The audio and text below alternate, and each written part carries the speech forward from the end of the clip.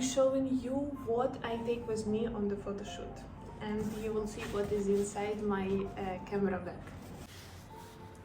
So that's how my bag looks inside. It has 1, 2, 3, 4 lenses along with it. First of all, I want to explain why a photographer cannot just come with the small camera one, and why do you need all these lenses, how many lenses I use, how many additional things, and how does all this works. So let's get started. This is my camera. Along with it, I have attached the adapter ring, because before I was using not the mirrorless camera, and if you want to change all these lenses, you have to sell and buy new, or you just have to buy the normal adapter. I think it costs around $100, and then you can adapt all your old lenses without losing the quality. So I will start not from this one, I will start from the most usable lens I have. It is 50 millimeters. Don't think bad of me about this. So 50 millimeters, I think it's the first lens of every photographer, especially who starts outside photo shoot. You go out because it gives you a good, it is a portrait lens, and this is the basic. It gives you a good blurity behind and clear object, clear focus on the object. That's everyone needs, who thinks that is the professional photography, they call it, when you can reach that blurity. Also, the one more point is the aperture. Aperture here, the minimum is 1.8. So by the aperture we mean how much blur these things can be behind you. Less you have aperture, like 1.8, it's almost the smallest one. We have 1.2 as well, I think the most smallest, but 1.8 is pretty enough. And even for some photographers, if you have 1.2, it is like quite that you cannot reach the focus in details what you need. But yeah, blurity behind is the nice things, and gives you more concentration on the object. The second lens I bought was the macro lens.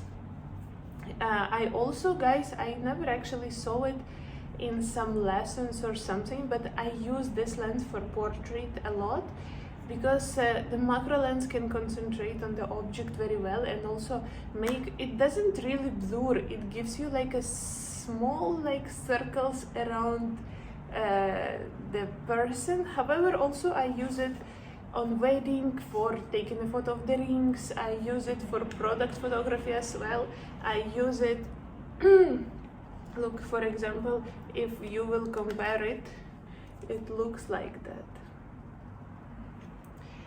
So the macro lens is a nice tool for you, and for me it is 60 millimeters, and yeah, with autofocus as well. Autofocus means it has engine to, when you press on your camera to focus, it has the engine to do it itself. You don't need to do manual focus. Number 3 will be the one I have on my camera right now. This zoom lens, 24-85 millimeters, and if this too is a stable zoom, you, in order to get closer to the object, you need to normally step to him and back. This one you can do zoom and get closer. Why it is on me right now? Because this lens I use only in the studio. In the studio it is good, because even the lack of space in my room in the studio doesn't allow me to walk a lot, and in order to get the chance fast, I need a zoom lens. And sometimes I need okay, there is one more thing to tell about the millimeters. So this lens is from 24 to 85. What it means, for example, I want to take the photo of this room. If I take 50 millimeters, everything will looks for me very close and the room will look very small. You know, simply to transform this iPhone 11 has this 0.2, 0.5 lens, which looks like you're very far, right? Wide zoom. So we call it wide zoom lens. If it is starting from 24, for example, if I come to the pharmacy and somebody tells me do the photo of the pharmacy and it is very small, I cannot take 50 millimeters because it will take me already forward. Even I step in the end of the room, it will look, I don't have a space. But yeah, this lens I also use for like landscape or small premises photography. If you are also working like real estate and you are selling the houses and you need to show that it's big, take 24 and less lens to make it look bigger, because it will give you the more wider. This is 50 millimeters, how you can see it. This is 24, and that's how it works.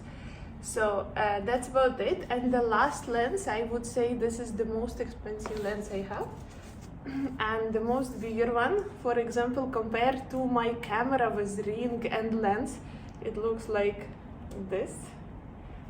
Yeah, and trust me, it is very hard to hold. Even it has this adapter, so when I will attach it to the tripod, I will attach this one, because if I attach from the camera, it will fall down.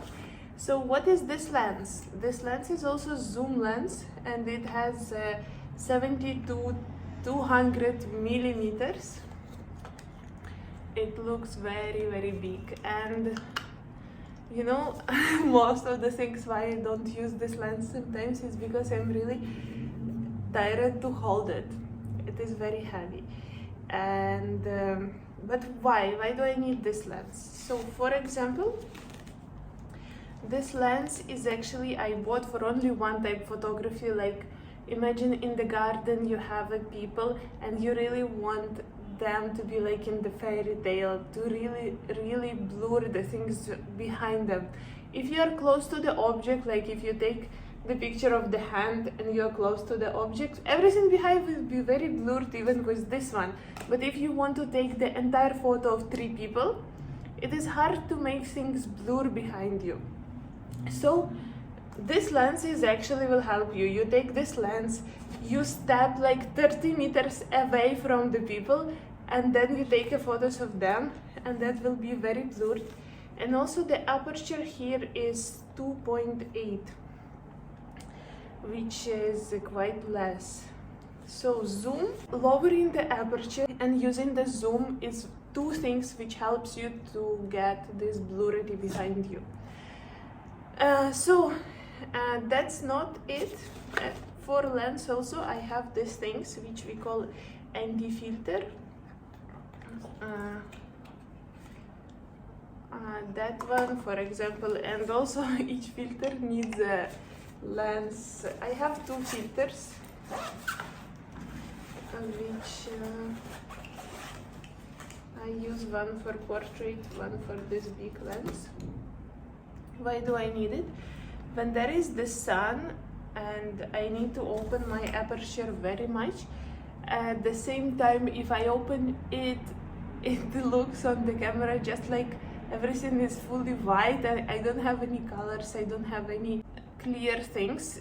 And if I close the aperture, then I don't have this effect of being like the effect on the camera is just simply like on iPhone, like you see here, whatever is behind me is clear. So I put this anti-filter and it make it darker, plus I can open the aperture and use my, for example, you know, if you want to take a picture and there is the sky behind you and the sky looks just white and you want it to be blue, pink, orange, whatever it is, so use this filter. It will help you to reach the proper colors in the hard lighting of the day, like when it's quite sunny or bright. So what else I'm having in my camera bag for a normal shoot is the flash. And the flash I use is Godox, and I think that's the first flash we have without this white paper coming up, and it a circle hat. I actually pretty much like this flash. I put this flash on my camera and it's synchronized automatically. It is also very fixable, and simply that's how it works.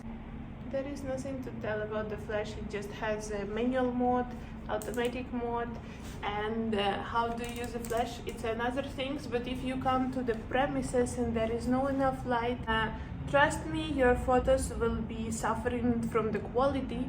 Even in the good camera, mirrorless, even if you like it's a light powerful camera, the flash will make it very different. And even this looks like small flash, but it affects the entire room. Sometimes I take a big soft boxes and lighting, like if it is wedding or if it is like some purposes, I will know I will need it for background or any, I don't know, passport photos. But for party, you cannot take softbox and chase after everybody holding it. Even if you have assistance, it will be like if you have assistance and if you have softbox which doesn't require electricity, yeah, that will be good. But for your own self, this is the only helper you need, and which is very good. So if we do photos without flashlight, we don't have enough light, we have noise. If it's dark, I mean, if it's daytime, it's good. We have a lot of noise, and later people can tell you why these photos, what the camera do you use, the quality is so bad. So even if you have a good camera, unfortunately, if there is no light, there is no quality for any equipment of photography. So this will help you to keep your good quality. And don't forget to charge. Like everything you have to charge before going for photo shoot. You charge your flash card, you charge your camera, you remove the data from your memory card. What I also keep in my bag is my business card, which I can give to the people during the photo shoot. And I also give them a note how they will receive the photos, where I inform them all the details, when, how, because actually I'm tired to say it every time, and maybe I can forget also, especially if it is late night and my not first photo shoot for the day. Sometimes, yeah, I use the tripod. So this is my basic package for the going out photo shoot. For if I go out for a video shoot, it will be totally different package. I'm going out for some another kind of photography. This is when like I can do private photography, party, wedding. If I'm going for baby, I will take a lot of things, and if I'm going for wedding, maybe also more lights. However, I want to say that with this setup, you can do many most of the photography yourself. And also, apart from this bag, I take props for my customers. Like I take sometimes for them some dresses, some accessories, some just simple normal feathers, some crowns, so they have some more things to have a photo, and they are always happy about seeing something extra. So after I come home, I dismantle all this, and there's a pretty big job to clean my props, to charge my cameras, to edit the photos. That's also, I want you to know that this steps is like that. Hope this video was useful for you. Hope something got clear to you, and let's keep up for future and have a great photo shoots. Don't save on your equipment, improve your talents, and me and Santa is saying you bye. Danta. Actually, Santa knows many things about photography already. Bye bye.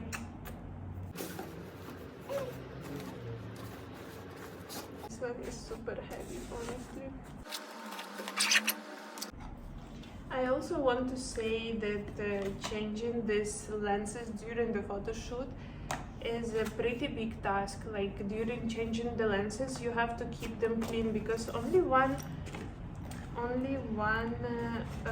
damage, only one dust coming on the sensor of the camera will actually be noticeable.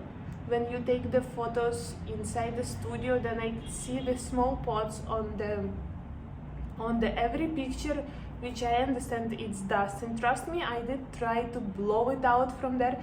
It doesn't work. I did only worse, and one cleaning of the sensor cost like $80 for me here, and while changing the lenses, and I sometimes can change it up to 10 times, you really have to be very careful and try to minimize the changes. Like try to say to your clients, like for example, I'm now using the wide lens, let me take the photos of the background and props, whatever was established. When I change the lens back to portrait, then I will do portraits for you, because they can ask you in between to do portrait when you do set up photos and like this. Try to minimize with the experience. I'm sure you will be more manageable to like these adjustments. That's it.